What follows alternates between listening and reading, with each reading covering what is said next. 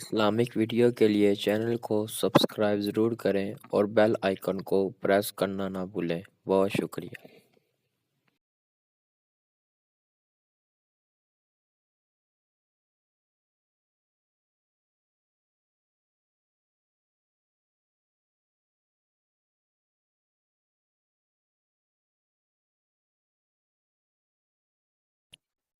اعوذ باللہ من الشیطان الرجیم، بسم اللہ الرحمن الرحیم۔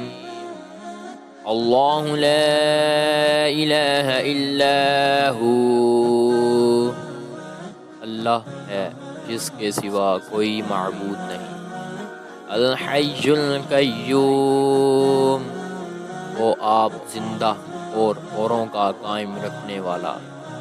لا تأخذه سنة ولا نوم، اسے نہ اونگ آئے نہ نیند۔ لہ ما فی السماوات وما فی الارض، اسی کا ہے جو کچھ آسمانوں میں ہے اور جو کچھ زمین میں۔ من ذا الذی یشفع عنده الا بإذنہ، وہ کون ہے جو اس کے یہاں سفارش کرے بے اس کے حکم سے۔ یعلم ما بین ایدیہم وما خلفہم، جانتا ہے جو کچھ اس کے آگے ہے اور جو کچھ اس کے پیچھے۔ ولا يحيطون بشيء من علمه إلا بما شاء،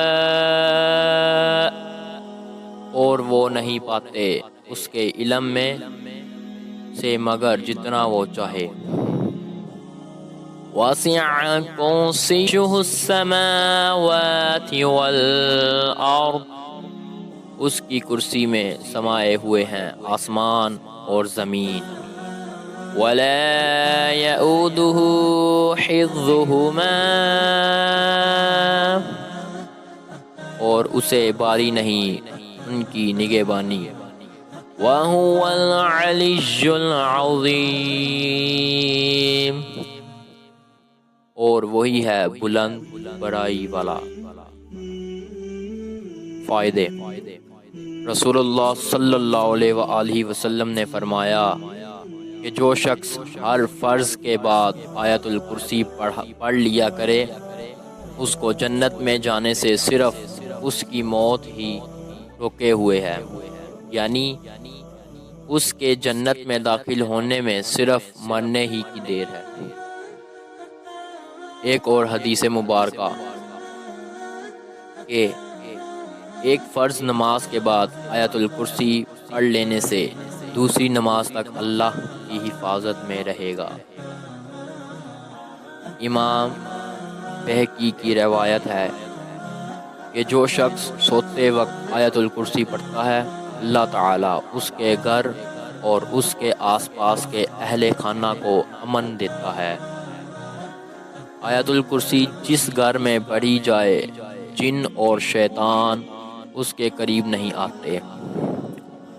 حضرت عائشہ رضی اللہ تعالی عنہ سے روایت ہے کہ ایک شخص نبی کریم صلی اللہ علیہ وآلہ وسلم کی خدمت میں حاضر ہوا اور شکایت کی کہ گھر میں کسی چیز میں برکت نہیں ہے۔